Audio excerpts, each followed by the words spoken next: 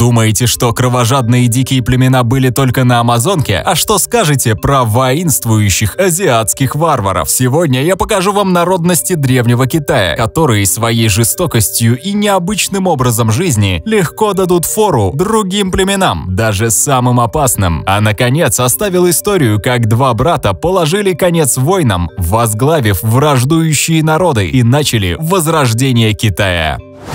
Но давайте начну по порядку. Какие вообще племена были на территории Древнего Китая? Во времена до нашей эры даже понятия такого не было. Территория нынешней страны представляла собой мозаику из сотен различных народностей. На востоке обосновались племена, среди которых выделялся лидер Тайхао, известный также как Фуси. Север и запад были домом для племен Жун и Ди, а среди северян были предки великих Сюнну и Сюньюй. Но именно племя Хуанди, возглавляемое легендарным Хуанди, мечтала о власти над центральными равнинами. Я об этом расскажу еще в конце. История очень интересная. Ну а имена племен часто брались от имен их вождей, что порой затрудняло понимание их происхождения. Лидер племени мог погибнуть. Тогда оно частенько меняло свое название под нового главу. В случае с Хуанди связь с тотемом медведя намекает на их северо-западные корни. Хуанди первоначально были кочевниками среди гор Джолу, которые постепенно перебрались на центральные равнины. Они вели достаточно аскетичный образ жизни, занимаясь собирательством и разведением скота. После победы над племенем Янди и изгнания 9 племен Цзюли, Хуанди закрепили свое положение в центре. Эти сражения вошли в легенды Китая, полные мифических героев с медными головами и железными лбами. Но это был далеко не самый воинствующий народ.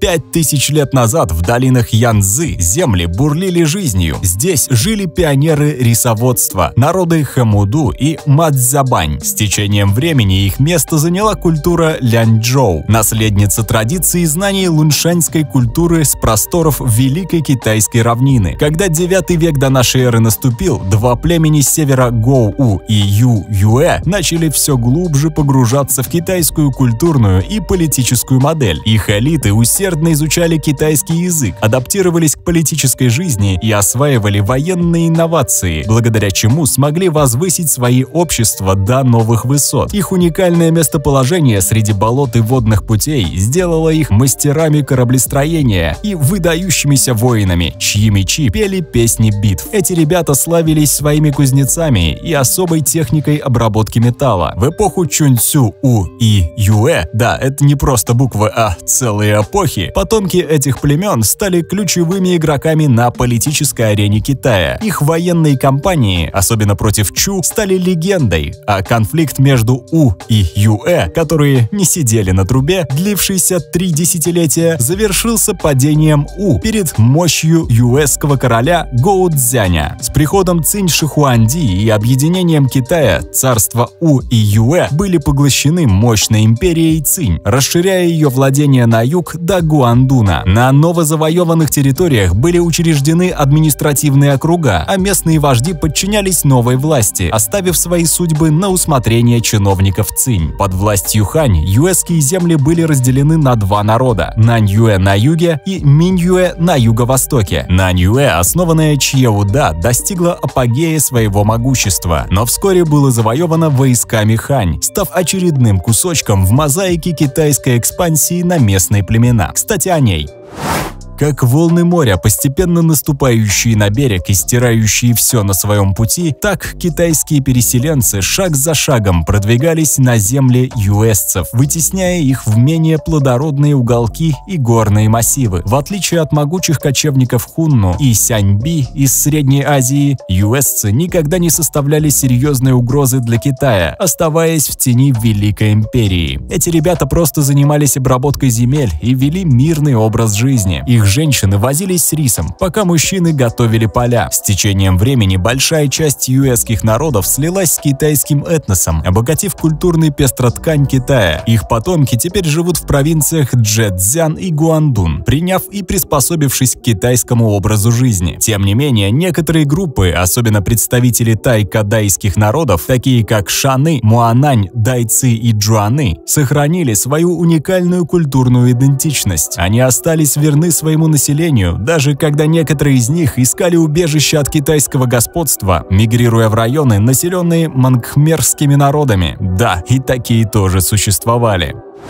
Отдельно я хотел бы остановиться на китайских боевых монахах, ведь философия дзена и путь войны пошли именно с древних времен. Сейчас монахи Шаолиня известны во всем мире благодаря популяризации киноиндустрии и таким звездам, как Джеки Чан. Шаолиньский монастырь действительно стал символом боевых искусств Китая. И хотя голливудские фильмы часто приукрашивают действительность, основная концепция боевых монахов Шаолиня основана на истинных событиях и практиках. Они действительно владеют уникальными боевыми навыками и техниками, развитыми в течение тысячелетий. Эти навыки не только служат средством самозащиты, но и являются частью духовной практики, направленной на достижение гармонии тела и ума. Разбивание кирпичей и досок руками или головой – это не просто показатель физической силы, но и дисциплины, концентрации и внутреннего контроля. Это философия дзен. Все началось в V веке, когда был основан Шаолиньский монастырь, а затем прибыл индийский монах Дама, который внес значительный вклад в развитие боевых искусств в монастыре. Дама обучал монахов не только для защиты от диких животных и разбойников, но и как форму медитации и физической подготовки, что было жизненно необходимо в условиях гористой местности. Со временем, когда монастыри стали привлекать внимание разбойников, монахи Шаолиня начали совершенствовать свои боевые навыки, вооружаясь палками и копьями для защиты своих святынь. Их мастерство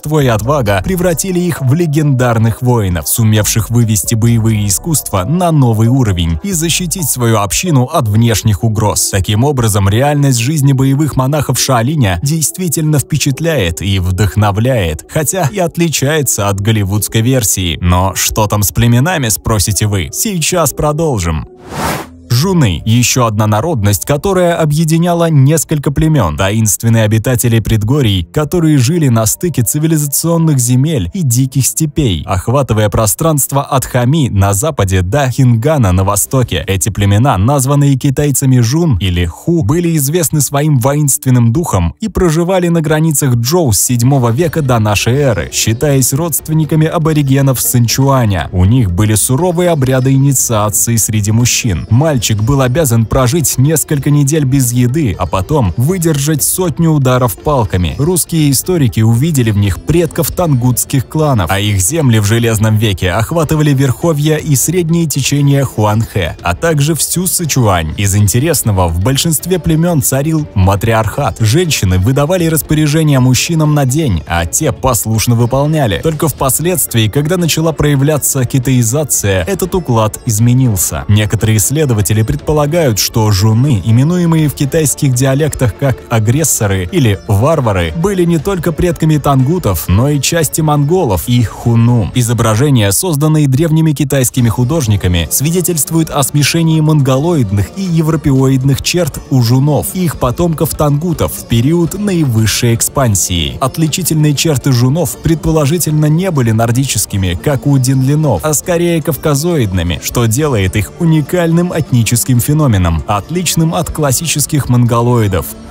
Потомки жунов, тангуты, воплотившие в себе наследие древних племен и тибетских кочевников, которые верили в философию дзен. Эти ребята стали могущественной силой, угрожающей китайцам XI и XII веков. Их воины славились абсолютным бесстрашием. Они практически не чувствовали боли. Их государство, воздвигнутое на руинах прошлых цивилизаций, доминировало в Поднебесной, создавая новую империю Си-Ся. Да, именно так она и называлась. Однако, достигнув вершин могущества, тангуты столкнулись с обратной стороной своего успеха, и, как обычно бывает, из работящих и подготовленных воинов постепенно получилась расслабленная элита. Племена больше не боролись за выживание, не закалялись в войнах, а значит слабели. Так, эта новоявленная империя стала легкой добычей для новых, амбициозных завоевателей. В XIII веке их судьба окончательно решилась. Тангутское государство пало под натиском объединенных сил кочевников под руководством Чингисхана. Эти монгольские войска не просто завоевали Китай, они свергли власть, которая была утверждена потомками тангутов, воинственных наследников жунов. Так цикл истории замкнулся, вновь ввергнув регион в эпоху великих перемен и племенных войн.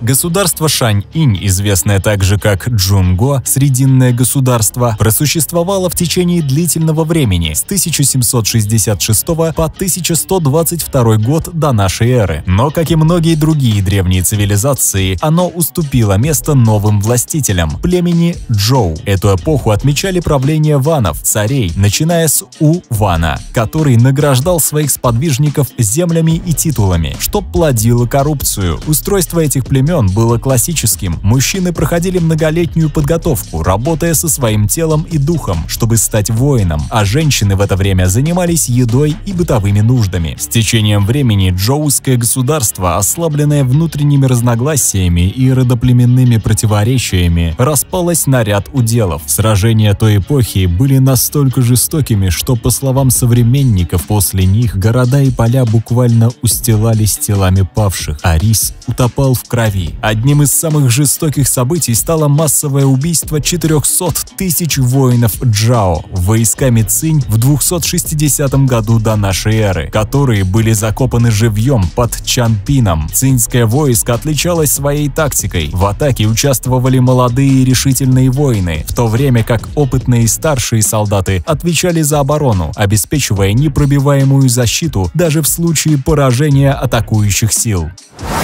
Хунну – воинственные кочевники, впервые упоминаются в китайских источниках V века до нашей эры, когда их набеги стали причиной для строительства оборонительных сооружений, впоследствии объединенных в Великую Китайскую стену. К III веку до нашей эры, объединившись под руководством могущественного Шань-Юа, хунну создали великое племенное государство, охватывающее территории современной Монголии и Южной Сибири, от Маньчжурии до Памира. Искусные всадники хунну владели армией из 300 тысяч конных лучников, чья мобильность и мастерство делали их страшным противником для китайских колесниц. Великая Китайская стена, хоть и была построена для защиты от набегов хунну, не могла полностью обезопасить северные рубежи. Китайцы пытались нейтрализовать угрозу через дипломатию и подарки, даже соединяя свои династии с хунскими вождями через брачные союзы. Однако в 50-е годы до нашей эры Хунская империя раскололась на восточную часть, признавшую верховенство Китая, и западную, которая была вытеснена в Среднюю Азию. В 93 году коалиция, включая Китай и Сяньби, нанесла поражение хуннам в битве при их Баяне, а в 155 году сяньбийский вождь Тянь Шихуай окончательно разгромил хунну, что привело к их распаду на 4 группы. Одна из них ассимилировалась с сяньбийцами, другая мигрировала в Китай, третья укрылась в Тарбагайтай и Черном Иртыше, а четвертая двинулась на запад, достигнув Волги и Дона. Считается, что часть хунну, смешавшись с тюркскими и угорскими племенами, дала начало гуннам в Европе. Но вы спросите, а есть ли племена, которые существуют до сих пор? Да, есть. В уединенном уголке у подножия Гималаев у живописного озера Лугу обитает уникальное племя Моссо, известное своим матриархатом. В этом обществе женщины играют ключевую роль. Они принимают решения, управляют финансами и владеют собственностью, передавая ее по женской линии. Это контрастирует с традициями большинства китайских сообществ, где до сих пор встречаются организованные браки. Особенностью Моссо является практика дзохун, или гостевого брака, где традиционные понятия брака и мужа отсутствуют. С 13 лет девушки могут иметь любовников, которые тайно посещают их ночью. Чтобы избежать неловких моментов, у двери вешается крючок для головного убора ночного гостя, сигнализирующий о его присутствии. Дети, рожденные от таких связей, остаются в семье матери и воспитываются ее родственниками. Моссо живут в больших семьях, где несколько поколений делят один дом, а самой старшей женщине отводится честь быть главой семьи. Несмотря на то, что женщины берут на себя тяжелую работу, мужчины в этом обществе часто остаются на вторых ролях, занимаясь лишь легкими поручениями. Попытки китайских властей изменить традиционный уклад жизни Моссо в середине 20 века оказались безуспешными, несмотря на принудительные кампании по китаизации. Сложная география региона, где раньше потребовалась бы неделя, чтобы добраться до ближайшего города, помогла сохранить уникальность Моссо. Сегодня китайское правительство стремится использовать Моссо как туристическую достопримечательность, что привело к коммерциализации и искажению их культуры в некоторых местах, особенно в деревне Луошу, превратившейся в центр для привлечения туристов с сомнительными развлечениями. Однако в удаленных деревнях Моссо по-прежнему сохраняют свои традиции и образ жизни, передавая их из поколения в поколение. А помните, я говорил про историю двух братьев, которые возглавляли враждующие племена? Давайте расскажу вам эту легенду. Давным-давно, в древние времена, в богатых бассейнах рек Хуанхэ и Янцзы обитали многочисленные враждующие народы. Среди них особо выделялось могучее племя под предводительством Хуанди, известного как Желтый Император. Его брат Янди также возглавлял великое племя с соответствующим названием. В то же время в долине Янцзы обосновалось племя Цзюли, главой которого был жестокий вождь Чию с его 81 братом, обладавшими нечеловеческой силой и навыками работы с металлом, что делало их страшной угрозой для соседей. Однажды Чию и его братья напали на племя Янди, вынудив его обратиться за помощью к Хуанди, невзирая на вражду. Желтый Император, давно желавший положить конец разорениям от рук Чию, объединился с союзниками и вступил в решающую битву в Чжоулу. Несмотря на мощь вражеской армии, Хуанди призвал на помощь драконов и зверей, и когда казалось, что Чию возьмет вверх, природные стихии вступили в игру. Сначала Чию призвал ветер и дождь, а Хуанди ответил засухой, и небеса принесли ясность. В разгар битвы, когда Чию попытался заманить войска Хуанди в туман, Желтый Император смастерил Джинанче, колесницу, указывающую на юг, которая вывела его воинов из засады. В итоге Хуанди одержал победу, а Чию был пленен и казнен, а место его падения ознаменовалось ростом колючих зарослей с багровыми листьями. Правда, красивая история. Самое интересное, что даже в смерти Чию Хуанди смог найти что-то объединяющее народы. Он восхищался его духом борьбы и отобразил это на военных флагах, отдавая дань поверженному врагу. Победа над Чию принесла Хуанди славу и единство многих племен под его знаменами. Но Хуанди не только был великим воителем, но и талантливым изобретателем, дав начало многим аспектам культуры, включая строительство, крашение тканей и производство шелка, благодаря чему Китай стал известен своим шелком. Легенды о Хуанди, воспетом как основателе китайской нации, живы до сих пор, и его почитают как предка всех китайцев. На текущий момент на территории современного Китая практически не осталось каких-то племен или самобытных народов. Партийная политика построена на единообразии и не поддерживает культурных отклонений, поэтому и большинство племен были вынуждены принять современный образ жизни.